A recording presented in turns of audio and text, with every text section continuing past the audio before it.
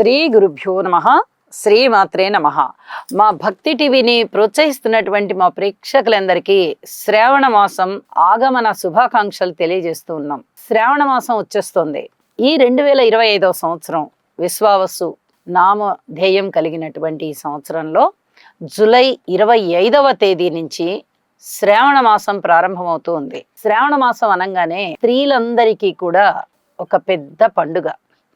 నెల రోజులు ఇట్టి గడిచిపోయాయండి. శ్రావణ మంగళవారాలతోనూ, శ్రావణ శుక్రవారాలతోనూ, వరలక్ష్మి వ్రతంతోనూ, శ్రావణ పౌర్ణమితోనూ, కృష్ణాష్టమితోనూ, ఈ రకమైన పండుగలతో అత్యద్భుతంగా ఈ నెలంతా గడిచిపోయిందండి అని చెప్పి ప్రతి వాళ్ళు చెప్పుకుంటూ ఉంటారు.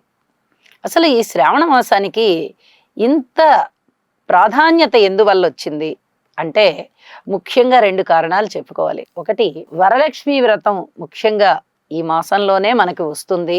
రెండవది, కృష్ణాష్టమి వస్తుంది. కృష్ణుడి యొక్క జన్మతిథి మనకి శ్రావణ మాసంలో కృష్ణపక్ష అష్టమి రోజున కృష్ణ అష్టమి వస్తుంది. ఈ 2 కూడా అతి ముఖ్యమైన పండుగలుగా చెప్పుకుంటూ ఉంటాం ఈ శ్రావణ మాసంలో. అలాగే శ్రవణ నక్షత్రము పౌర్ణమి నాడు కూడి ఉంటుంది కాబట్టే ఈ నెలకి శ్రావణ మాసం అని పేరు. అయితే ఈ శ్రావణ మాసంలోనే పంచమి రోజున అమ్మవారు ఆవిర్భవించింది అని కూడా చెప్పుకుంటూ ఉంటాము. మనందరికీ తెలుసు అమ్మవారికి ఎలా పూజ చేస్తే ఇష్టం. ఈ శ్రావణ మాసం అంతా కూడా అమ్మవారు కొలువై ఉంటుంది మన ఇంట్లోనే అని మనం ఒక భక్తి విశ్వాసాలతో ఉంటాం. మరి దీని గురించిన పూర్వపరాలు ఎలా ఉండాలి, స్త్రీలు ఏమి చెయ్యాలి, ఐశ్వర్యము, సౌభాగ్యము, సిరి సంపదలు ఇవన్నీ కూడా వృద్ధి చెందాలి అంటే ఈ శ్రావణ మాసాన్ని మనం ఏ విధంగా జరుపుకోవాలి అనే ఇత్యాది విషయాలు ఇప్పుడు మనం తెలియజెప్పుకుందాం. ఈ శ్రావణ మాసానికి అధికమైన ప్రాధాన్యత ఉన్నది అని మొట్టమొదటి చెప్పుకున్నాం కదా. అయితే ఈ ప్రాధాన్యత అమ్మవారి వల్లనే ఏర్పడింది. వరలక్ష్మి వ్రతం అనగానే స్త్రీలందరికీ గుర్తొచ్చేది చారుమతి కథ. మరి మహాపతివ్రత అయినటువంటి చారుమతి తన యొక్క భర్తని, అత్తమామలని కూడా చక్కగా సేవించుకుంటూ దైవారాధనలో ఉన్నటువంటి చారుమతికి లక్ష్మీ అమ్మవారు కలలో ప్రసన్నమయ్యి, నేను నిన్ను అనుగ్రహిస్తున్నాను, పౌర్ణమికి ముందుగా వచ్చేటటువంటి శుక్రవారం నాడు నువ్వు చక్కగా పూజ చేసుకో, నేను నిన్ను అనుగ్రహిస్తున్నాను అని చెప్పి అంతర్ధానమవుతుంది.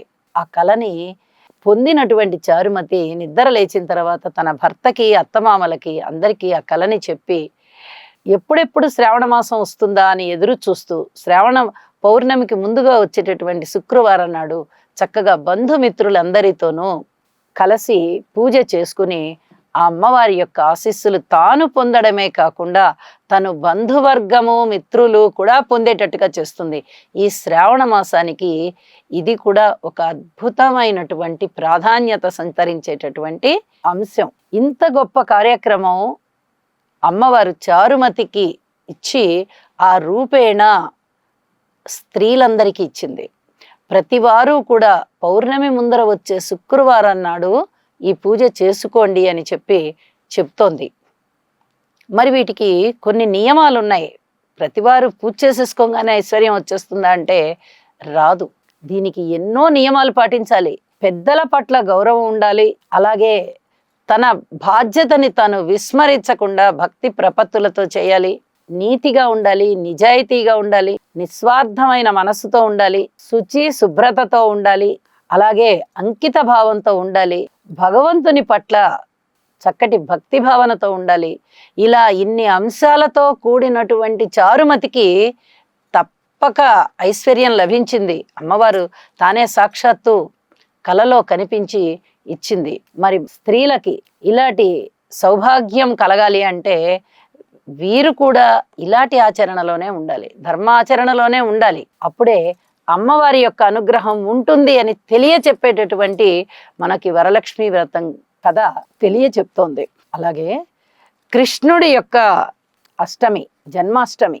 కృష్ణుడు ఒక బాలుడిలాగా పుట్టాడు. ఒక చిన్న శిశువు, అందరూ పుట్టినట్టుగానే కృష్ణుడు కూడా పుట్టాడు. పెరిగి పెరిగి పెద్దవాడయ్యాడు. తన బాల్య చేష్టలతో అందరినీ మురిపించాడు అని చెప్పి చాలా మంది అనుకుంటూ ఉంటారు. కానీ శ్రీకృష్ణుడు మానవుడు కాదు, సాక్షాత్తు దైవాంశ సంభూతుడు. విష్ణుమూర్తే దేవకీదేవి గర్భాన జన్మించాడు. దుష్ట సంహారం కోసమే జన్మించాడు. తాను కష్టపడి ఆదర్శప్రాయుడయ్యాడు. ధర్మపక్షాన నిలబడ్డాడు. ఆ ధర్మపక్షం అనేదే పాండవులయ్యారు. పాండవుల పక్షాన ఎందుకు నిలబెట్టాడు?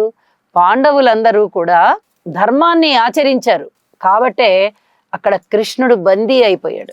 బాల్య చేష్టలతో ఉన్నప్పుడు కూడా ఆ బాల్య చేష్టలలో కూడా గొప్ప అద్వైత సిద్ధాంతాన్ని చెప్పేవాడు. ప్రతి చర్యలోనూ భగవంతుణ్ణి నమ్మండి, మీది అనేది ఏమీ లేదు అని సారాంశాన్ని ఇస్తూ వచ్చాడు.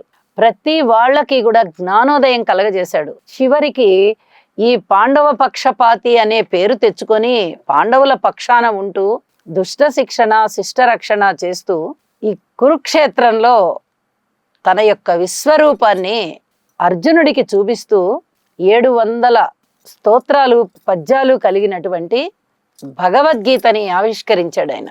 తాను అప్పుడు పూర్తిగా విశ్వరూపాన్ని ప్రదర్శించి ఒక అర్జునుడి మిషగా ఈ ప్రపంచ మానవాళ్ళందరికీ కూడా తెలియజేశాడు. అందుకే మనము కృష్ణం వందే జగద్గురుం అంటున్నాం. శ్రీకృష్ణుని పుట్టుకలోనే ఇంత గొప్ప రహస్యం ఉంది. దీనిని తెలుసుకునే వాళ్ళు ఎవరు? ఇక్కడే ఆగిపోతున్నారు.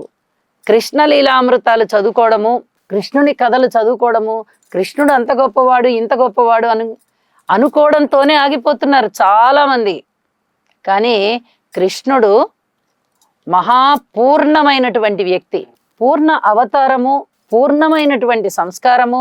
అలాగే తాను భగవంతుణ్ణి అని ఎక్కడా చెప్పకుండా భగవంతుణ్ణి నమ్మమని చెప్తూ తన యొక్క లీలల్ని ప్రదర్శింపజేస్తూ వచ్చాడు. మాయ కమ్మించేవాడు. ఒక మాయ కమ్మించి అందులో పడేస్తాడనమాట. ఆ మాయలో పడేస్తాడు. ఇది నా బిడ్డ, ఇది నా భర్త, ఇది నా సోదరుడు, ఇది నా మిత్రుడు, ఇలాంటి భావం కలగాల్సిందే ప్రతి వాళ్ళకి. కృష్ణుడు దేవుడు అనే భావాన్ని కలగనివ్వని మాయలో పడేస్తాడు.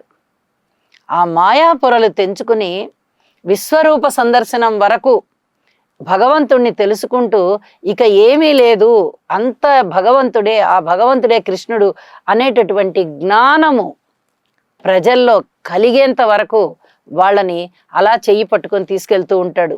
భక్తి జ్ఞానాన్ని కోరుకున్న వాళ్ళకే ఈ స్థితి చేరుతుంది. కృష్ణుడు అంటే నాకు అంతా తెలుసు, కృష్ణుడు అంటే ఇంతే అనుకునే వాళ్ళు అక్కడే ఆగిపోతున్నారు. లేదు, ఈ పరమాత్మ ఎంతో ఉన్నాడు. అండపిండ బ్రహ్మాండాలలో నిండినటువంటి పరమాత్మ శిశువు రూపంలో భూమి మీద జన్మించి మానవ రూపంలో ఆ పరిణామ క్రమంలో పెరిగి ప్రపంచానికి ఇంత గొప్ప సందేశాలను అందిస్తున్నాడు, ఇంత గొప్ప భగవద్గీతను అందించాడు అని తెలుసుకున్న వాళ్ళు ధన్యులైపోతున్నారు. ఇదంతా కూడా ఈ కృష్ణాష్టమి రోజున కృష్ణుడు జన్మించినటువంటి శుభముహూర్తం వేళన ఆ గొప్పతనం వల్లనే, ఆ కృష్ణుడు జన్మించినటువంటి గొప్పతనం వల్లనే ఈ శ్రావణ మాసం అత్యంత పవిత్రత నెలకొల్పబడి మానవాళికి తెలియవచ్చింది. ఈ 2 ముఖ్యమైన అంశాలు కూడా శ్రావణ మాసంలో ఉన్న కారణం చేత ఈ శ్రావణ మాసం అత్యంత పవిత్రమైనది అని చెప్తున్నాం. అంతేకాదు, శ్రావణ పౌర్ణమి గొప్పదే. అలాగే నాగుల పంచమి అని చేసుకుంటాం శ్రావణ మాసంలో, శుద్ధ పంచమి నాడు, ఇది కూడా చాలా గొప్పదే. ఇలా అనుకోని విధంగా శ్రావణ మాసంలో మరిన్ని పండుగలు ఉన్నాయి. కానీ శ్రావణ మాసంలో వచ్చేటటువంటి వరలక్ష్మి వ్రతము స్త్రీలకి సౌభాగ్య సిద్ధిని అలాగే ఐశ్వర్య సిద్ధిని ఎలా ఇస్తోందో, జన్మాష్టమి ఆధ్యాత్మికమైనటువంటి పరిపూర్ణత్వాన్ని కలుగజేస్తోంది. ఈ 2 విశేషాంశాలు కూడా శ్రావణ మాసంలో ఉంటూ ఉన్నందువల్ల శ్రావణ మాసం అత్యంత విశిష్టమైనది అని చెప్పుకుంటూ ఉన్నాము. అలాగే అమ్మవారు ఎక్కడెక్కడ ఏ విధంగా నివసిస్తుంది, ఏ విధంగా మనని ఆశీర్వదిస్తుంది అనేది మరి ఇంకొక ఎపిసోడ్లో తెలియజెప్పుకుందాము. నమస్కారం.